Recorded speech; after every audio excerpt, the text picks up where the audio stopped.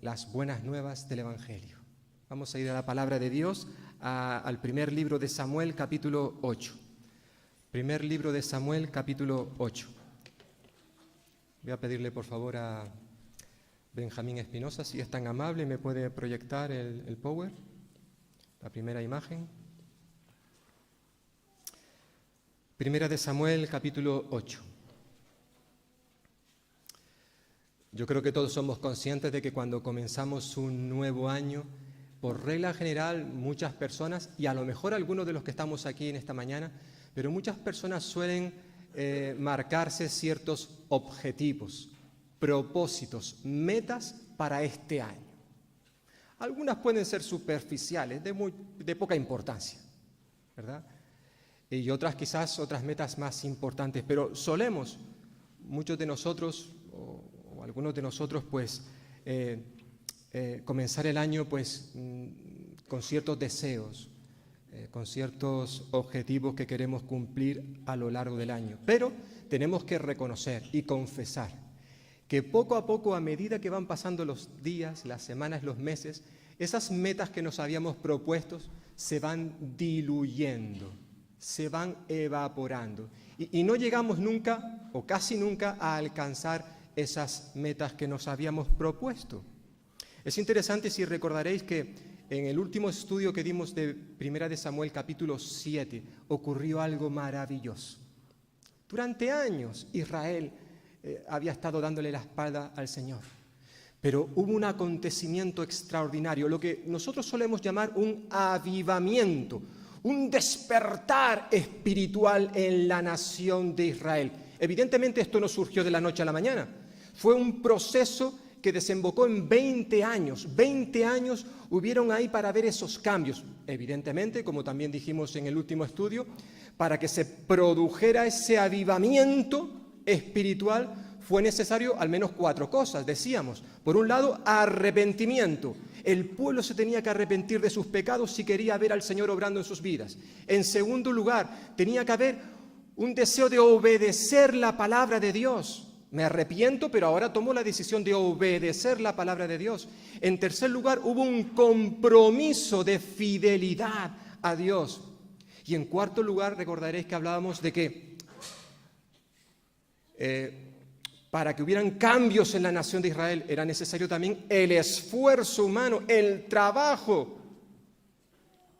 Tenían que todos poner su granito de arena para que la situación cambiara. Y así sucedió. Así sucedió. Ahora nos encontramos en el capítulo 8. Y según algunos comentaristas, del capítulo 7 al capítulo 8, del capítulo 7 donde hay ese avivamiento, donde el pueblo de Dios estaba aquí arriba espiritualmente. ¡Wow! ¡Qué bien! Pero cuando pasamos al capítulo 8, aproximadamente, quizás han transcurrido unos 30 años. Han transcurrido unos 30 años. Y ahora percibimos, vemos inmediatamente que aquel fuego espiritual, aquello que había revolucionado al pueblo de Dios, se estaba apagando. Aquellos compromisos que hicieron hace unos años atrás, ahora se estaba todo diluyendo. El pueblo volvió a sus caminos anteriores, volvió a dejar de confiar en Dios. Comenzaron nuevamente a poner sus ojos en los hombres, en las circunstancias. Ya no era suficiente Dios para ellos. Ya no era suficiente tener fe, creer en alguien al que no han visto. Necesitaban cosas. Recordemos que antes del avivamiento, 20 años atrás, bueno, en este caso aproximadamente unos 50 años atrás, el pueblo dejó de confiar en Dios porque habían perdido una batalla con los filisteos y decidieron llevar consigo a la guerra el arca, un mueble que estaba en el tabernáculo, que simbolizaba la presencia de Dios en medio de su pueblo, pero era un símbolo. El arca no les iba a liberar de sus enemigos. Tristemente, Tristemente a veces, hermanos y hermanas, ¿cuántas veces nos ocurre también a nosotros? Ponemos más importancia en los símbolos que en lo que significa esos símbolos. Por ejemplo, la mesa del Señor, la cual luego vamos a celebrar. Tristemente Israel volvió a caer en el mismo error. Dejaron de mirar al Señor y empezaron a mirar las cosas que se veían. Y concretamente en esta ocasión no era tanto poner sus ojos en un arca, en un mueble, sino más bien ahora el problema es que querían tener un rey. Querían tener un rey. Como se titula este estudio. Queremos un rey. Queremos un rey. No era suficiente que Dios reinara sobre ellos. No, ahora queremos tener un rey como tienen las demás naciones. En cierta forma, ahora con el capítulo 8 comienza una nueva etapa en el pueblo de Dios. Y es la institución de la monarquía, que como veremos dentro de poco, comenzará con Saúl, luego con David. Y luego habrán otros reyes, evidentemente. Hay al menos 4 cosas que me gustaría resaltar de este capítulo 8 en el cual nos vamos a basar en esta mañana. 4 cosas que la tenemos ahí ya escrita y así no nos distraemos con más nada. ¿Vale? Por un lado, vemos que en Israel, como muchas veces sucedía, y también sucede con la iglesia en el día de hoy, hay pecados dentro del pueblo de Dios que están escondidos, ocultos, que no son fácil verlos, pero están ahí. Y eso evidentemente trae consecuencias a la vida espiritual del pueblo de Dios, de Israel en aquel tiempo, o puede suceder lo mismo con la iglesia en el día de hoy. Dice versículo 1 y 3 lo siguiente, que aconteció que cuando Samuel envejeció, repito, según algunos comentaristas, probablemente ya han pasado unos 30 años de lo último que vimos, ¿verdad? Ya Samuel ha envejecido, puso a sus hijos por jueces, es decir, gobernantes sobre Israel. Su hijo primogénito se llamaba Joel y el segundo Abías. Ambos eran jueces en Beerseba, pero no anduvieron los hijos por los caminos de su padre Samuel, sino que se dejaron llevar por la avaricia, dejándose sobornar y pervirtiendo el derecho. Es decir, este capítulo comienza dándonos alguna información acerca de la vida personal y familiar de Samuel. Ya tuvimos un tiempo dedicados a sus padres, hablábamos de ellos, especialmente de su madre Ana. Y ahora, evidentemente por el pasaje que hemos leído, pues ya se nos está diciendo que Samuel se había casado, ya era un hombre adulto, un hombre mayor, y además tenía 2 hijos. 2 hijos se nos menciona aquí. Uno se llamaba, el primogénito, el mayor, Joel, un nombre que significa Jehová es Dios. Y su segundo hijo, Abías, un nombre que significa Jehová es Padre, es Padre. Los que estuvisteis el jueves pasado en el culto recordaréis que el hermano que nos presidía estuvo hablándonos acerca de esa parte de la oración de Jesús, santificado sea tu nombre. Y decíamos, el hermano, y esto lo sabemos ya porque lo hemos escuchado más de una ocasión, que para los hebreos el nombre que ponían a sus hijos era algo muy importante. Tú y yo hoy en día quizás no nos paramos a meditar sobre el nombre que se le pone a los hijos hoy en día, pero en los tiempos bíblicos y concretamente en el pueblo hebreo se le daba mucha importancia al nombre de los hijos. El que Samuel haya puesto estos nombres a sus 2 hijos, Joel, Jehová es Dios, y Abías, Jehová es Padre. Esto nos da a entender que Samuel era un hombre que tenía grandes esperanzas de que sus hijos fueran personas consagradas a Dios, personas que amaran a Dios, que les sirvieran, al igual que él. Samuel había andado tanto tiempo en los caminos de Dios, deseaba lo mismo para sus hijos. Qué deseo más hermoso el de un padre, una madre creyente que desee esto también para sus hijos. Probablemente Samuel como padre, juntamente con su esposa, su familia, harían todo lo que estuviera en sus manos para darle lo mejor a sus hijos, la mejor educación, el mejor hogar, amarles como nadie les podía amar, excepto Dios. Incluso, sobre todo como padres, y concretamente Samuel, siendo quien era, haría todo lo posible para instruir a sus hijos en los caminos del Señor, al igual que hicieron con él cuando era un niño.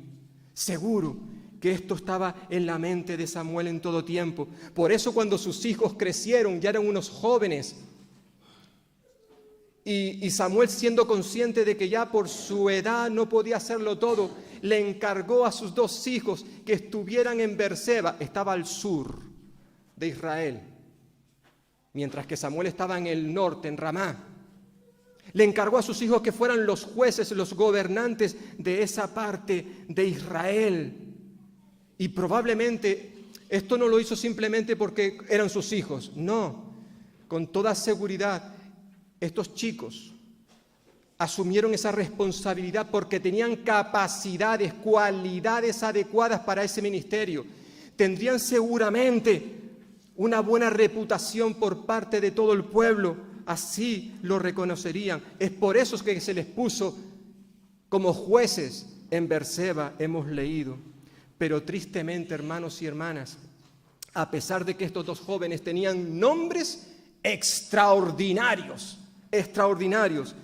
y a pesar de que tenían un padre, y me gustaría decir, aunque no la conocemos, una madre que se volcó por ellos, dándoles lo necesario para que conocieran al Señor. Sin embargo, estos 2 jóvenes, nos dice el texto, que no anduvieron en el mismo camino que sus padres. Es decir, ellos no vivieron a la altura que se esperaba de ellos. Cuando asumieron el cargo de jueces en Berseba, se descubrió qué clase de personas eran realmente estos 2 jóvenes. Habían ocultado muy bien sus pecados, sus debilidades. Por eso se nos dice versículo 3 que estos 2 jóvenes no anduvieron por los caminos de su padre, sino que se dejaron llevar por la avaricia, dejándose sobornar y pervirtiendo el derecho. Es decir, estos 2 hombres amaron más el dinero, las cosas materiales, que a Dios. Eso es lo que se nos está diciendo. Estos 2 jóvenes aprovecharon su posición de liderazgo, de autoridad, para obtener ganancias personales deshonestas. Eran unos avariciosos, nos dice el texto. Y lo irónico de este relato que tenemos delante de nosotros es que lo que está viviendo ahora la familia de Samuel, él como padre, es lo mismo que él vio en la familia de Elí. ¿Recordáis? Elí, el sacerdote en Israel. Los 2 casos son muy parecidos, aunque evidentemente hay diferencias. Elí como padre conocía que sus hijos eran unos perversos, ¿recordáis? Ofni y Finés, que eran unos adúlteros, que llevaban una vida inmoral. Lo sabía y no hizo nada. Miraba para otro lado. Por eso el Señor, recordaréis el pasaje, le dijo, mira, tus 2 hijos van a morir, y murieron en el mismo día. Pero no solamente eso, sino que el propio padre, Elí, también murió. Terrible, terrible. No parece que haya ocurrido lo mismo en el caso de Samuel. Muy probablemente él desconocía la actitud de sus hijos, ese comportamiento avaricioso. Es cierto que los pecados de los hijos de Samuel eran difíciles de detectar. La avaricia es algo del corazón, no se percibe hasta que no veamos ciertas cosas. Es más complicado verlo. Ahora bien, que sean pecados difíciles de ver no quiere decir que esos pecados sean menos graves que otros. Decía el apóstol Pablo que la raíz de todos los males, lo que hay debajo de todos los males es el amor al dinero. El dinero no es pecado, hermano. Porque a veces yo he escuchado, hermano, es que el dinero es lo más malo que hay. No, eso no es cierto. La Biblia dice que la raíz de todos los males es el amor al dinero. En la Biblia aparecen varios hombres, varias familias que eran ricas, millonarias, materialmente hablando, y fueron una bendición en las manos de Dios. El Señor los utilizó para su gloria y su honra. No es pecado ser rico. El problema está cuando amamos más esas cosas, dejando a un lado a nuestro Dios. Y esto es lo que estaba ocurriendo con estos dos jóvenes. Y es muy triste para unos padres creyentes, como lo era Samuel juntamente con su esposa, que hayan hecho todo lo que estaba en sus manos para darle a sus hijos lo mejor que han podido darles.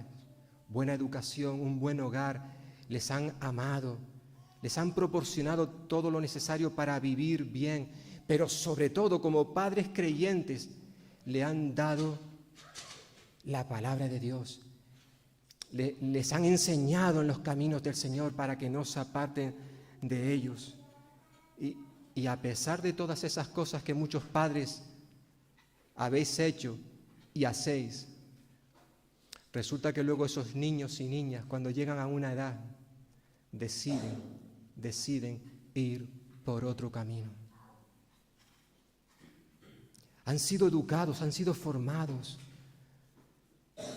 Incluso ellos han entendido, muchos de ellos en su infancia, en su niñez, las cosas del Señor, pero llegan luego a una edad donde deciden no solamente desobedecer, ser rebeldes a sus padres, sino lo peor de todo, darle la espalda a Dios. Algunos incluso te dicen, yo no quiero que me hables de Dios. Podemos hablar de cualquier otra cosa, pero no me hables de Dios. Niños y niñas que son hombres y mujeres hoy en día, que se criaron en hogares cristianos, que sus padres fueron buenos padres, buenos creyentes, y aún así, hijos que no quieren saber nada del Señor. Incluso personas que están en el ministerio, hombres y mujeres, pastores, misioneros, que han tenido que vivir esta experiencia, el dolor de ver un hijo o una hija que no quiere saber nada del Señor. Tuvo que ser doloroso para Samuel escuchar las noticias de que sus hijos eran unos corrompidos, unos incompetentes, unos perversos. Tuvo que ser muy doloroso. Lo que se desprende de esta historia es que al parecer Samuel como padre no se había enterado de qué clase de hijos tenía. Quizás porque estaban viviendo lejos, en el sur, y él en el norte, y no podía ver lo que hacían. No lo sabemos, porque estamos convencidos, hermanos, por lo que vemos en la Escritura, que si Samuel hubiese sabido que sus hijos no eran los adecuados, él hubiese impedido que fueran jueces, ni en Berseba ni en ningún lugar. Aunque seas mi hijo, tú no vas a asumir esa responsabilidad. Samuel, si lo hubiese sabido, no hubiese permitido esto. No sabemos cómo es que él no se enteraba de lo que hacían sus hijos. Quizás estaba tan ocupado en las cosas del Señor. Estaba viajando para diferentes lugares, se nos dice al final del capítulo 7.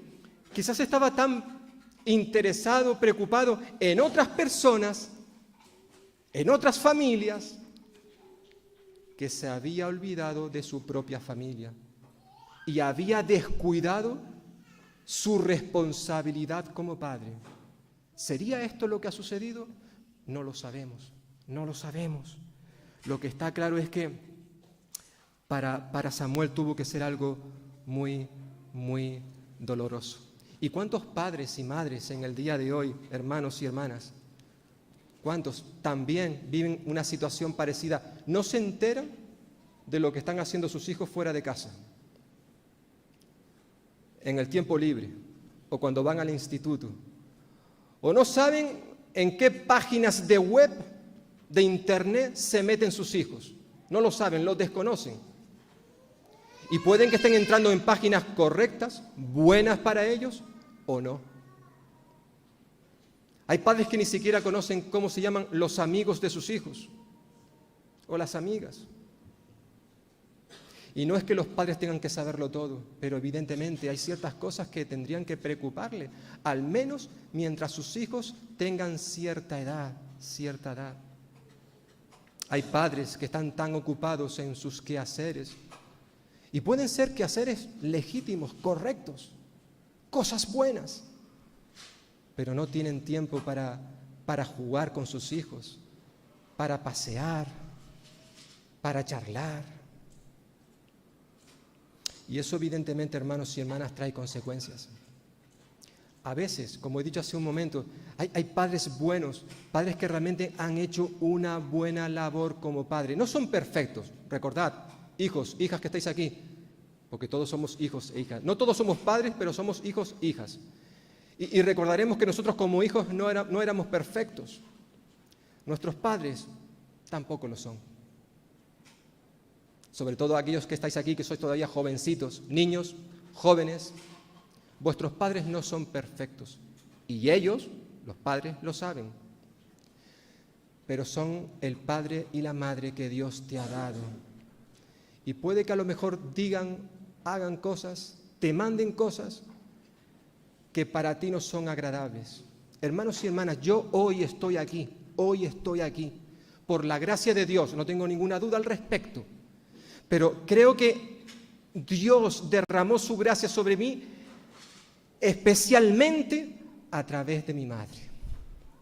Yo cuando era un adolescente, un jovencito, una vez me senté con mi madre y era complicado porque un chico hablando con su madre, ya que no tenía padre, y le dije algo a mi madre: mamá, voy a hacer esto, voy a tomar esta decisión. Y mi madre me respetó. Mira, Jamín, haz lo que tú consideres que es más correcto. Ahora, permíteme que te dé unos consejos. Mi madre me dio unos consejos. Yo os puedo decir que los consejos de mi madre no me gustaron. Esperaba otra cosa de ella. Esperaba quizás otra actitud. No me gustó lo que me dijo mi madre. Pero seguí su consejo. La obedecí. Si yo no hubiese obedecido a mi madre, yo estoy, hermanos y hermanas, convencido de que hoy yo no estaría aquí. A saber dónde estaría. A veces, jóvenes, niños, los padres pueden decirnos cosas que no nos gustan. Pero evidentemente cuando ellos nos dicen algo es porque, en primer lugar, porque nos aman y porque buscan lo mejor para nosotros. Aunque en ese momento, como fue mi caso, yo no vea que eso era lo mejor, pero lo hice. Por eso, permitidme que me dirija especialmente a los que sois padres, que tenéis niños en casa o tenéis ya adolescentes jóvenes.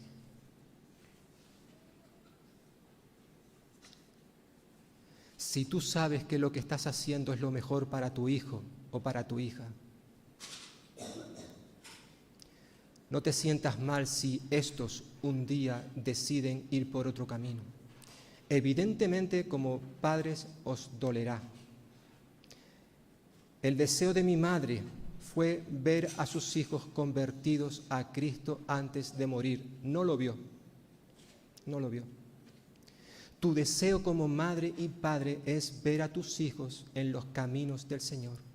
Pero si tú has hecho todo lo que estaba en tus manos, todo, y esos propósitos no se han cumplido, descansa en el Señor. Sigue orando por tus hijos, sigue clamando a Dios por ellos, pero recuerda, ellos a cierta edad ya empiezan a ser responsables, y si ellos deciden ir por otro camino, como veremos dentro de un rato, ellos tendrán que vivir las consecuencias. Pero tú descansa en el Señor Sigue orando, sigue haciendo lo que tú sabes que tienes que hacer como padre y como madre. Que nadie te desanime. Lo cierto es que Samuel no se enteró del pecado que había en el corazón de sus hijos y por eso los puso en Berseba. Y eso fue un obstáculo, una piedra para que Israel tomara la decisión que va a tomar dentro de poco. Versículo 4 al 8, vemos en segundo lugar esa petición que Israel solicitó al Señor y que fue una decisión evidentemente equivocada. Dice versículo 4, entonces todos los ancianos de Israel, los líderes, se reunieron y vinieron a Ramá para ver a Samuel y le dijeron, tú has envejecido y tus hijos no andan en tus caminos, por tanto, danos ahora un rey que nos juzgue, como tienen todas las naciones. Pero no agradó a Samuel que le dijeran, danos un rey que nos juzgue. Y oró a Jehová. Dijo Jehová a Samuel, oye la voz del pueblo en todo lo que ellos digan, porque no te han desechado a ti, sino a mí me han desechado, para que no reines sobre ellos, conforme a todas las obras que han hecho desde el día que los saqué de Egipto hasta hoy, dejándome a mí y sirviendo a dioses ajenos, así hacen también contigo. Es decir, los líderes de Israel, teniendo en cuenta la situación personal y familiar de Samuel, los ancianos vinieron a hablar con él y le hicieron una petición. Samuel, eres demasiado viejo para que nos gobiernes. Versículos 4 y 5. Por tanto, vamos a buscarnos a otro rey, a alguien que nos gobierne. Y es interesante que para esta petición que le hicieron a Samuel, los argumentos que utilizaron para esto fueron tres. Vemos ahí, versículo 5. En primer lugar, tú eres ya viejo, eres viejo, estás obsoleto. En segundo lugar, tus hijos son unos incompetentes, no andan en tus caminos. Y en tercer lugar, nosotros deseamos tener lo mismo que tienen otras naciones, tener un rey que nos gobierne. Y esto último, hermanos y hermanas, fue lo que más le dolió a Samuel. Que le dijeran que él es un viejo, bueno. Que le dijeran que sus hijos son unos corrompidos, hombre, le dolería como padre, claro que sí. Pero lo que realmente le dolió fue esto último, danos a un rey. Es cierto, hermanos y hermanas, que Samuel era un hombre ya mayor. Ya nos dice versículo 1, nos informa que debido a que él había envejecido, decidió contratar a sus hijos para que le ayudasen en el ministerio. Recordemos, lo contrataron porque no sabía qué clase de hijos tenía. Algunos comentaristas se atreven a decir que probablemente en este momento Samuel tendría entre unos 60 a 70 años aproximadamente. Bueno, yo creo que la mayoría de nosotros, los que tenemos cierta edad, no consideraríamos a un hombre o a una mujer que está entre los 60 a los 70 años una persona mayor. Es cierto que en esa edad aproximadamente en nuestro país está sobre los 66 años, es cuando una persona se jubila, otros incluso antes, pero no se jubilan porque sean viejos, porque ya no valgan. Es triste que eso suceda porque muchos de ellos están precisamente en el mejor momento de su vida. Tienen un conocimiento, una experiencia que los jóvenes no tienen. Sin embargo, la sociedad en la cual vivimos considera que ya esas personas se tienen que jubilar, que algunos lo agradecerán, dependiendo del trabajo que tengan, y otros a lo mejor dirán, pero si yo todavía estoy bien. Bueno, eso es lo que nos ha tocado vivir. Los israelitas consideraban que Samuel era demasiado viejo para el trabajo que él tenía que hacer.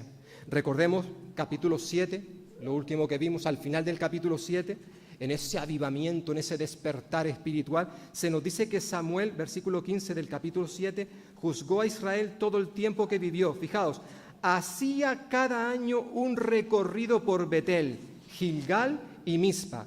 Juzgaba a Israel en todos estos lugares. Después volvía a Ramá, porque allí estaba su casa. y allí juzgaba a Israel y también allí edificó un altar a Jehová. Bueno, aunque se mencionan aquí algunos lugares, no quiere decir que Samuel solamente estuviera en estos lugares, no. Era un recorrido que él hacía continuamente cada año por diferentes partes de Israel, predicando, transmitiendo el mensaje de Dios. Y probablemente, si él realmente estaba entre los 70 años, quizás no estaba ya para hacer esos viajes. Recordemos, antiguamente no se viajaba como hoy. Seguramente ese recorrido él lo hacía caminando o montado en un burrito, un caballo, un camello, no lo sabemos. Pero evidentemente el cansancio físico que eso le aportaba a Samuel era muy grande. Y quizás por eso los ancianos dijeron, mira, tú has envejecido y por tanto no estás capacitado para liderarnos. Lo cierto es que es triste cuando vemos que personas por su edad dejan de ser considerados, valorados, escuchados. Quizás sí, Samuel ya era una persona mayor para ciertas actividades, pero hermanos y hermanas, todavía podía aportar a Israel muchísimo. Como he dicho, tenía experiencia, tenía conocimiento, sabiduría, mucho más que los jóvenes. Podemos decir que si realmente esa era su edad, estaba en la mejor etapa de su vida. Y esto no podía ser desechado como pretendían los israelitas. Durante muchos años Samuel había sido, recordemos, el portavoz de Dios, es decir, la persona que Dios utilizó para hablarle a su pueblo. Decía una palabra Samuel y Samuel como profeta la transmitía al pueblo. Muchas veces quizás comenzaría como hacían los profetas. Así dice Jehová. Ojo, esto no es mío, esto lo dice el Señor. Y el pueblo le prestaba atención, pero el pueblo, hermanos y hermanas, al parecer se había cansado de este método de comunicación. Vale, tú nos hablas lo que Dios te da, pero queremos otra cosa diferente. Queremos que hayan cambios espectaculares. Querían un rey con todo su esplendor y pompa, como los reyes que tenían sus vecinos. Y eso es lo que solicitaron a Samuel. Queremos un rey. No nos basta con que tú nos hables la palabra de Dios. Queremos un rey que nos gobierne, que salga a la guerra con nosotros. Y hermanos y hermanas, tenemos que tener en cuenta que pedir un rey en sí no era pecado. Lo que estaban solicitando los israelitas no era un pecado. Ya el Señor había manifestado en el pasado que Él iba a proveer de reyes terrenales a su pueblo. Ya lo vemos en el libro de Génesis, en el libro de Números. Lo vimos recientemente en el libro de Deuteronomio, que Dios había prometido darle reyes. Es verdad que algunas de esas referencias hacen mención al rey por excelencia, que eran referencias a que vendría el Mesías, el Cristo, que iba a reinar sobre Israel. Pero tristemente, lo que vemos aquí, el problema real de los israelitas fue, por un lado, su impaciencia. Los israelitas se precipitaron, se adelantaron a los planes de Dios. Dios les iba a dar un rey, vale, pero este no era el momento. Y ellos se adelantaron. Y tristemente, cuando tú y yo nos adelantamos a los planes de Dios, hay consecuencias. Ya lo vimos en su momento, cuando Dios le dijo a Abraham, te voy a dar una descendencia. Sara va a tener hijo.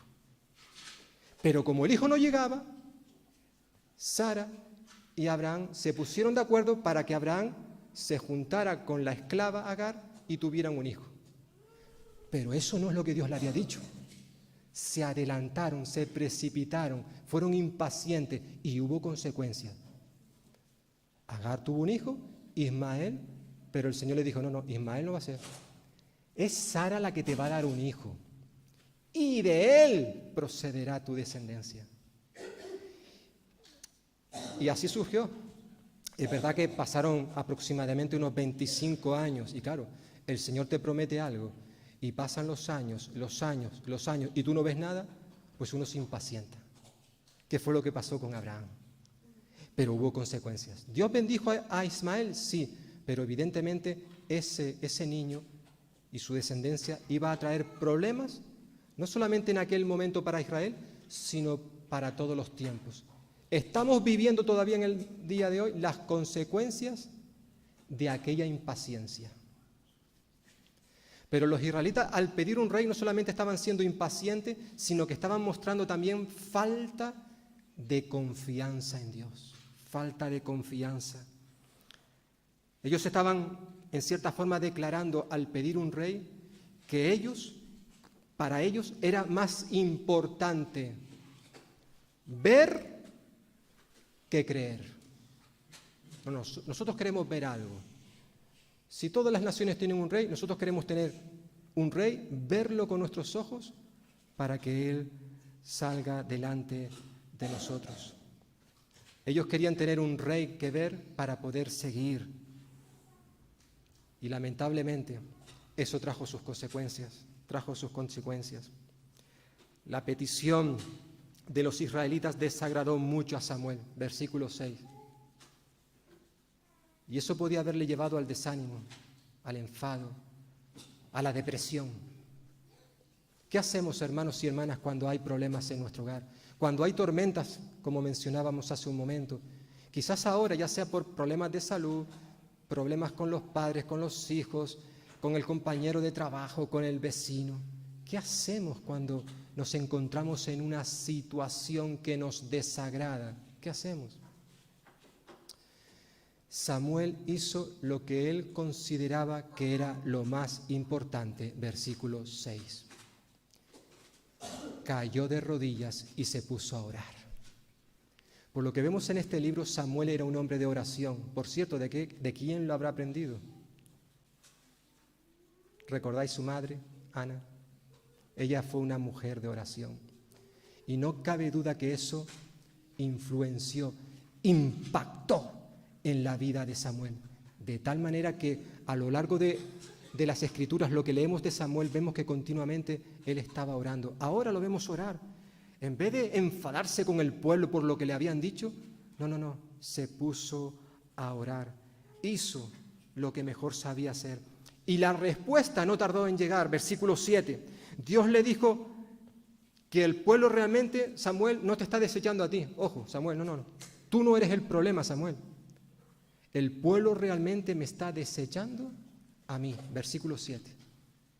Versículo 7. El pueblo me está desechando a mí. De hecho, esto es lo que había estado sucediendo con el pueblo de Israel, hermanos y hermanas, a lo largo de toda su historia. Continuamente estaban desechando al Señor desde que salieron de Egipto. Versículo 8.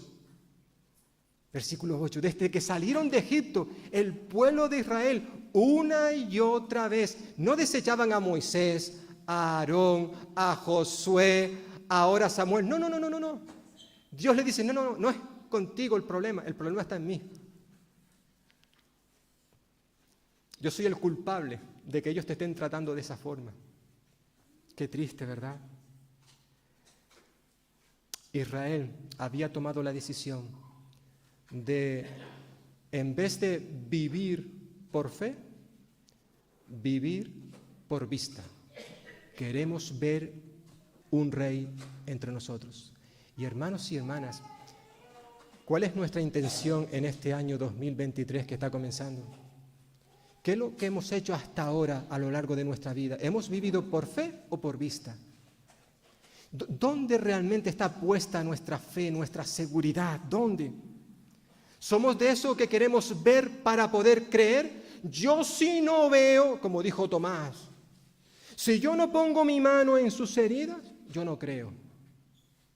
¿Necesitamos realmente ver a Cristo para creer en Él? ¿Necesitamos ver a Dios para confiar en Él? Hemos cantado hace un momento que Él es nuestro Rey. Le hemos dicho que en Él confiamos, independientemente de cuáles sean las circunstancias. Yo en ti confío. Hemos cantado. Por eso le hemos dicho, Señor, Cristo, tú eres la razón de mi existencia. Si yo vivo es por ti. Yo no he visto nunca a Cristo, hermanos. A Jesús yo no lo he visto con mis ojos físicos. Pero aunque yo no lo veo, yo creo en Él y confío en Él. Y tú y yo como iglesia, como cristianos, hacemos lo mismo. Hacemos lo mismo. ¿En quién está puesta nuestra confianza, hermanos? ¿En nuestra carrera universitaria? ¿En tener una buena casa? ¿Una cuenta corriente donde hay bastante dinero? ¿Un buen seguro médico? ¿Tener una familia perfecta? ¿Qué pasa si nada de eso tengo? ¿Desaparece este año que comienza? ¿Vamos a seguir confiando en Dios cuando la enfermedad toque a nuestra casa o a nuestros huesos? ¿O cuando nuestra familia se disuelva? ¿O cuando me despidan del trabajo, voy a seguir siendo el mismo? ¿Voy a seguir confiando en Dios? ¿Son realmente necesarias estas cosas para amar al Señor? Como en otras ocasiones me habéis escuchado decir, que yo lo he escuchado de otras personas, hermanos y hermanas, tener todo esto que nos ofrece el mundo, todo esto que el mundo eleva a los altares, todo esto, tener todo eso y no tener a Cristo es no tener nada, no tener nada. Ahora bien, una persona que solo tiene a Cristo, aunque no tenga dinero, aunque no tenga salud, aunque no tenga trabajo, aunque su matrimonio esté desquebrajado, pero si tiene a Cristo, lo tiene todo, lo tiene todo. Pero a veces lo olvidamos. Israel lo olvidó. Israel lo olvidó. Habían estado viviendo en una nube espiritual preciosa. Pero entonces empezaron a observar a las otras naciones. ¡Ah, yo quiero aquello! ¡Yo quiero lo otro! Y a veces hacemos tú y yo lo mismo, ¿verdad? No nos conformamos con lo que Dios nos ha dado. Queremos tener más y más y más. Eso es avaricia, eso es codicia. Cosas que ni siquiera necesitamos, pero como los otros lo tienen, yo también quiero tenerlo.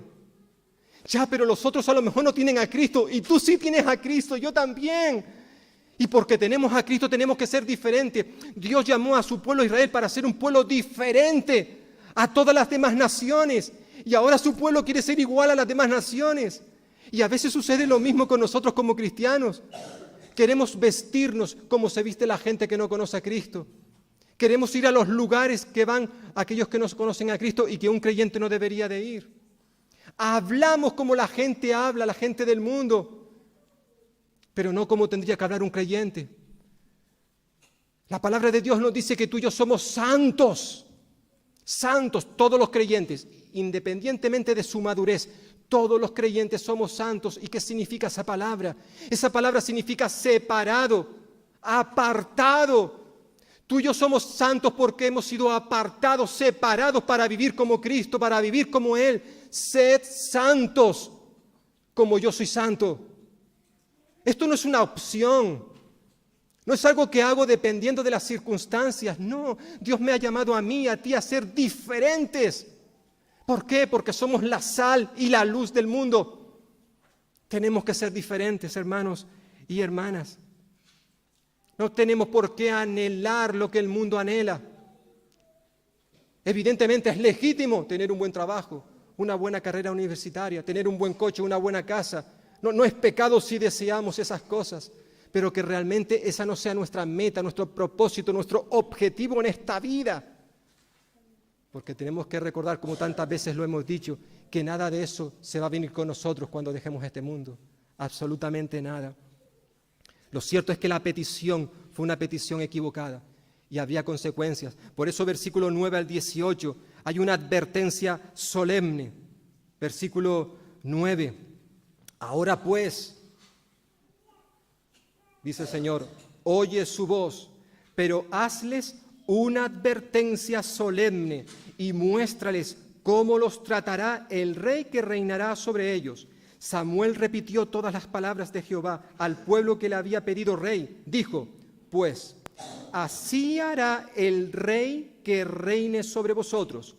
Tomará vuestros hijos y los destinará a sus carros y a su gente de a caballo, para que corran delante de su carro. Los empleará como jefes de millar y jefes de cincuentenas. Los pondrá a que aren sus campos y sieguen sus mieses, y a que fabriquen sus armas de guerra y los pertrechos de sus carros. Tomará también a vuestras hijas para perfumistas, cocineras, amasadoras. Asimismo tomará lo mejor de vuestras tierras, de vuestras viñas y de vuestros olivares, para dárselo a sus siervos. Diezmará vuestro grano y vuestras viñas, para dárselo a sus oficiales y a sus siervos. Tomará vuestros siervos y vuestras siervas, vuestros mejores jóvenes y vuestros asnos, para emplearlos en sus obras. Diezmará también vuestros rebaños y seréis sus siervos. Aquel día os lamentaréis a causa del rey que habréis elegido, pero entonces Jehová no os responderá. Israel quería un rey que les gobernara, un juez, es decir, un cambio de liderazgo. Aunque esta no era la voluntad de Dios, hermanos y hermanas, esto no era lo que Dios deseaba para su pueblo en este momento concreto. Sin embargo, el Señor accedió a darles lo que querían. Ahora bien, Samuel, en el nombre del Señor, les advierte solemnemente, versículo 9, si ellos querían tener un rey, tenían que conocer las consecuencias que eso traería con el rey.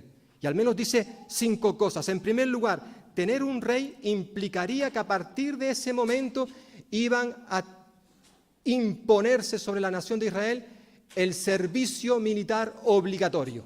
Los jóvenes tendrían que ir a la guerra.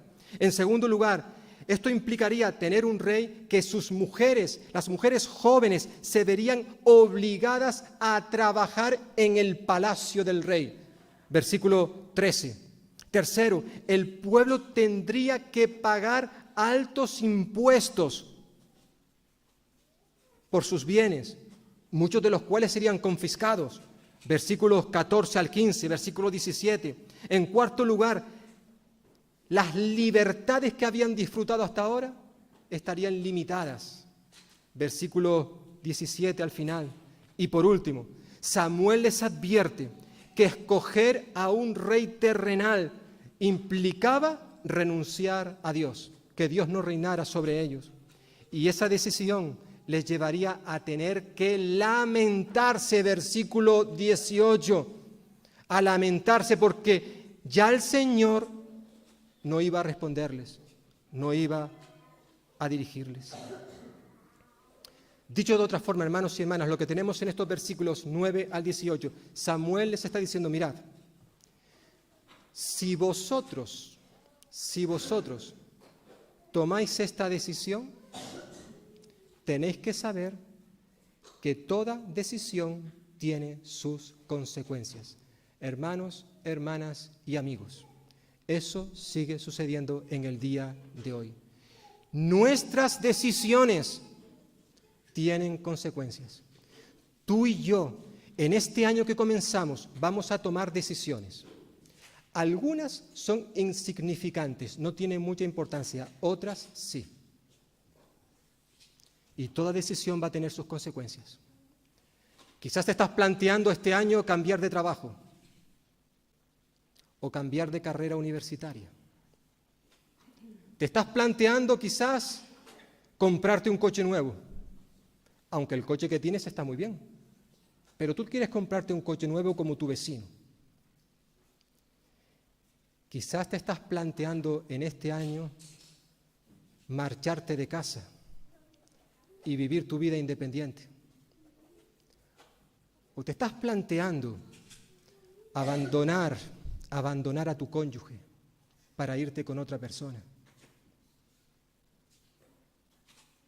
A lo mejor estás pensando en decidir cambiar de iglesia. No lo sé. No sé qué es lo que está pasando por tu mente, por nuestra mente, pero recordad una cosa, esto se ajusta a todo. Nuestras decisiones tienen consecuencias. Y eso es lo que le está diciendo Samuel al pueblo. Mira, vosotros queréis rey, ¿vale? Pero mirad, tener un rey implica todo esto. Versículo 9 al 18. Vosotros mismos. Vosotros mismos. Hermanos y hermanas, fijaos, incluso aunque tú y yo, ahora que estamos bajo la gracia, como creyentes, si tomamos malas decisiones, o aunque no seas creyente que me estás escuchando, si tú tomas malas decisiones y acudimos a Cristo y confesamos nuestro pecado, el Señor nos va a perdonar, el Señor nos va a restaurar. Que nadie tenga la menor duda en cuanto a esto. Ahora bien, recuerda, eso no implica el que el Señor te perdone, el Señor te restaure, no implica que a lo mejor tenemos que vivir con las consecuencias de las malas decisiones. Yo sé que si cojo el coche bajo los efectos del alcohol, he estado con los amigos, comiendo, me he pasado de la raya, he bebido más de la cuenta, no tengo que coger el coche, pero lo cojo y conduzco y tengo un accidente y le atropello a un niño que pasaba por el paso peatón y ese niño muere. Yo estoy convencido que si le pido perdón al Señor, Él me va a perdonar, Él me va a restaurar. Ahora bien, el que el Señor me perdone y me restaure por mi pecado, que iba conduciendo bajo los efectos del alcohol, no quiere decir que yo a lo mejor tenga que ir a la cárcel. Que casi eso sería lo de menos. Lo más doloroso es que yo voy a tener que vivir el resto de mi vida sabiendo que porque estaba bajo los efectos del alcohol, un niño perdió la vida. Y eso lo voy a tener para el resto de mi vida conmigo. Sí, me ha perdonado el Señor, me ha restaurado, pero las consecuencias de mis errores están ahí. Por tanto, si tú y yo en este año vamos a tomar decisiones de peso, asegurémonos que el Señor está detrás de esa decisión. Lo cierto es que el capítulo termina recordándonos que la decisión que tomaron los israelitas tuvo su precio alto, fue costosa. Versículo 19 dice que el pueblo, es decir, después de haber escuchado todo lo que dijo Samuel, dice que no quiso oír la voz de Samuel, es decir, la voz de Dios. Y dijo, no te vamos a hacer caso, no. Habrá un rey sobre nosotros, sí o sí, te parezca bien o te parezca mal, le parezca bien a Dios o no le parezca bien. Queremos un rey, versículo 20, y seremos también como todas las naciones. Nuestro rey nos gobernará, saldrá delante de nosotros y hará nuestras guerras. Tristemente, Israel no quiso prestar atención a la voz de Dios. Se mantuvieron firmes en su decisión. Queremos un rey y punto, y punto. No se hable más, no se hable más. Tristemente la historia nos dice que a pesar de que Dios le dio reyes, al final Israel iba a estar siempre las mismas. Arriba y abajo, arriba y abajo. Israel no cambió. A pesar de que tuvieron reyes, no cambió. Más aún, a pesar que años más tarde Dios había prometido por medio de los profetas que iba a venir un rey, el rey por excelencia, que iba a gobernar todo Israel, tampoco le hicieron caso.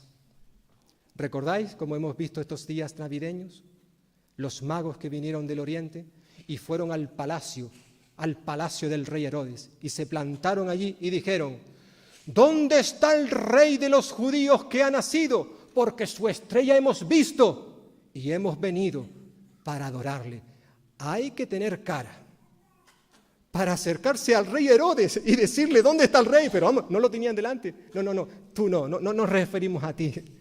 Buscamos al rey de los judíos que ha nacido y le venimos a adorar. No venimos a adorarte a ti, Herodes, venimos a adorar a otro rey. Tristemente, años más tarde, como nos recordará Lucas capítulo 19, no queremos que éste reine sobre nosotros. El rey, el verdadero rey, vino a este mundo. Nació en un humilde pesebre y la gente no entendió, no comprendían que ese era el rey anunciado por los profetas. No puede ser. Queremos a un rey glorioso, victorioso, no a un indefenso bebé. Y por tanto, le rechazaron. Y hermanos y hermanas y amigos que nos podáis estar escuchando en este momento antes de terminar, ¿qué quieres para este año? Los israelitas dijeron, queremos un rey. ¿Tú quieres también un rey? ¿O quieres al rey por excelencia? ¿Qué es lo que quieres para ser feliz? Todas esas cosas que hemos mencionado antes, las cuales son pasajeras, efímeras, ¿o quieres realmente tener las mayores riquezas que el Rey de Reyes, el Señor de Señores quiere ofrecerte en el día de hoy? Tú decides, pero recuerda, dependiendo de tu decisión, el precio será costoso. Siempre hemos oído decir, seguir a Cristo cuesta. Cuesta mucho. Si tú quieres seguir a Jesús, recuerda, eso te va a costar mucho. Pero no seguirle, desecharle, rechazarle, eso es el colmo del derroche. Eso te va a costar mucho más, mucho más. Cristo hoy, en el día de hoy, quiere ser tu rey. Quiere ser la persona que gobierne tu corazón, mi corazón. Pero esto ocurrirá si se lo permitimos. Recordando que ese rey, para darnos todas esas riquezas, Él tuvo que pagar un precio. Y ahora nos acercamos a esta mesa precisamente para recordar el precio que tuvo que pagar Jesús por ti y por mí, para que tú y yo ahora seamos, hermanos, como dice la Biblia, reyes y sacerdotes. Eso es lo que somos los creyentes. Reyes y sacerdotes. Y todo porque el Rey de Reyes vino a este mundo, nació en un pesebre para años más tarde morir en una cruz por ti y por mí. Pues que el Señor bendiga su palabra en esta mañana en cada uno de nosotros.